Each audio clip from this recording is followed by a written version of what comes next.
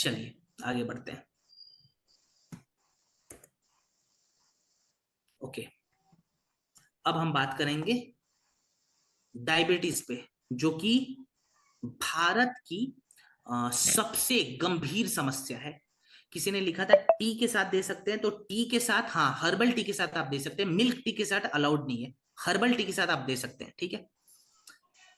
अब बात करते हैं डाइबोडॉक पे, जो कि डायबिटीज में काम आने वाला प्रोडक्ट है और भारत की सबसे गंभीर समस्या है ये। इसीलिए डब्ल्यूएचओ आज कहता है कि that India is the diabetes capital of the world.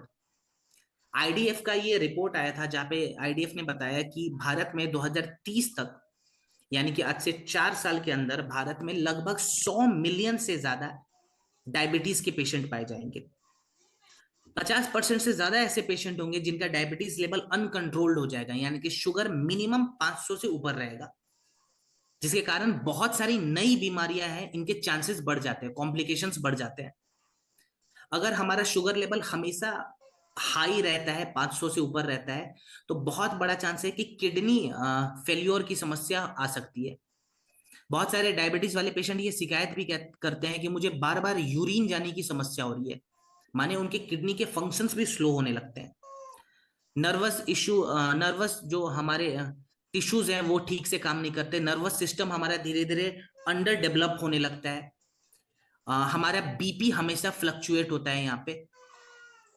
Second, जो ग्लूकोमा की समस्या है, ठीक है, जो कि हमारे आंखों से जुड़ी हुई एक बीमारी है, ग्लूकोमा के चांसेस बढ़ जाते हैं।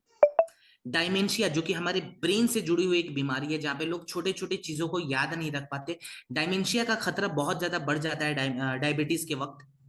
तो एक डायबिटीज के कारण बहुत सारी नई बीमारियां जो है वो बन सकती है।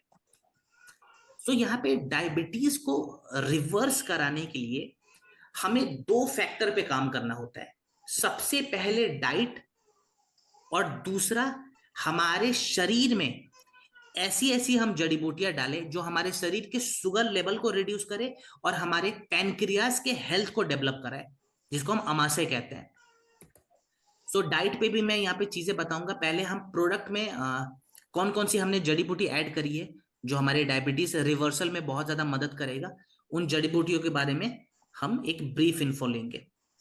तो सबसे पहले मैं बात करना चाहूंगा गुड़मार के बारे में, जिसको मधुनाशिनी भी कहा जाता है और इंग्लिश में इसको शुगर डिस्ट्रॉयर कहते हैं। ये बेसिकली करता है क्या है, इंसुलिन सिक्रेशन को बढ़ा देगा, ठीक है। माने जो भी हम खाना खा रहे हैं, जो खाना ग्लूकोज के रूप में हमारे शरीर में डेवलप होता है, उसको पचाना शुरू कर देगा इंसुलिन को सेक्रेट करने के बाद। और इसकी जो पुष्टि है जर्नल ऑफ डायबिटीज रिसर्च ने 2017 में करी थी। सेकेंड, इसके अंदर हमने विजय सार ऐड करा हुआ है, जो फास्टिंग के वक्त हमारा ब्लड शुगर लेवल बहुत ज्यादा बढ़ जाता है, उसको ये मैनेज करता है। दूसरा पॉइंट, ये हमारे पैनक्रियास के टिश्यूज को रिपेयर करता है, यानी कि हमारे अमाशय में जो टिश्यूज होते हैं उनको रिपेयर करने का काम करता है। पाइथोथेरेपी ने 2019 में टाइप 2 डायबिटीज के पेशेंट पे इसकी रिसर्च करी थी, ठीक है। इसके बाद से हम बात करते हैं मेथी के बारे में, जिसको फेनुग्रीक कहा जाता है। जो पोस्ट शुगर हमारा बहुत ज्यादा बढ़ जाता है, खाने के बाद जो शुगर बढ़ जाता है, उसको ये डेवलप होने से बचाएगा, उसको कंट्रोल करता है।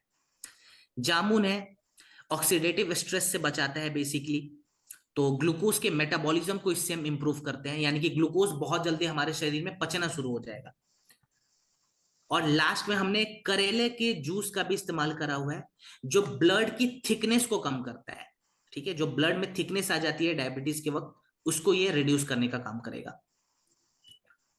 सो डाइबोडोक हम कैसे लेंगे और खाने पीने में क्या क्या परहेज हमें करना है, प्लस 2-3 प्रोडक्ट में सजेशन के तौर पे आपको बता दूंगा।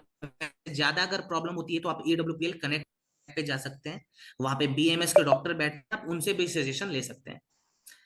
डाइबोडोक के डोज पे अगर बात करें,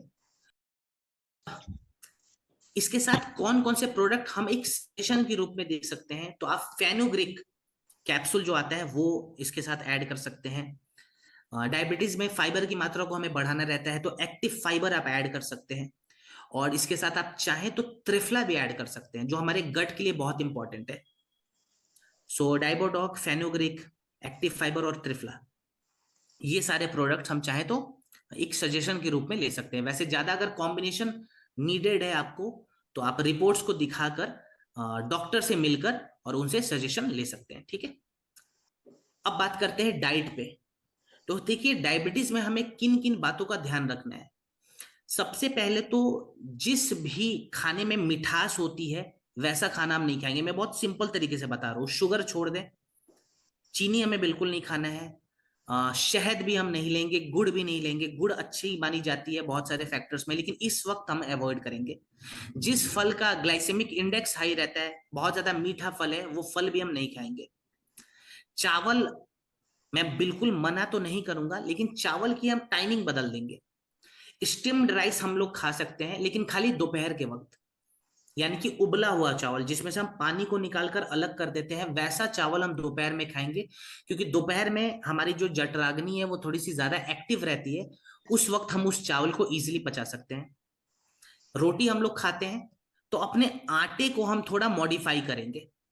ठीक है, माने आप चाहें तो जो आटा तैयार करते हैं उसमें रागी, ज्वार, बाजरा, ये सभी चीजें मिलाकर आटे को तैयार करें। ठीक है, आटा बहुत ज्यादा महीन पिसा हुआ नहीं होना चाहिए, थोड़ा खुरदुरा होना चाहिए, उस आटे का रोटी तैयार करें। और एक सजेशन और दूंगा, दोपहर के भोजन से पहले कम से कम आधा घंटा पहले ये नियम बना ले कि दोपहर के भोजन से आधा घंटा पहले हमें 200 ग्राम सलाद खाना है। ठीक है, बिकॉज जब हम कार्बोहाइड्रेट से पहले अगर फाइबर ले लेते हैं, तो हम अपने ग्लूकोज लेवल को बहुत इजीली मैनेज कर पाएंगे। तो ये नियम बना ले डायबिटीज वाले पेशेंट। और गुनगुना पानी पूरे दिन में 3 से 4 गिलास हमें पीना है। ठीक है, तो अगर प्रोडक्ट के साथ साथ ये छोटी छोटी चीजें हम ऐड करके चलेंगे, तो बहुत सारे फैक्टर्स पे हम काम कर सकते हैं। चलिए।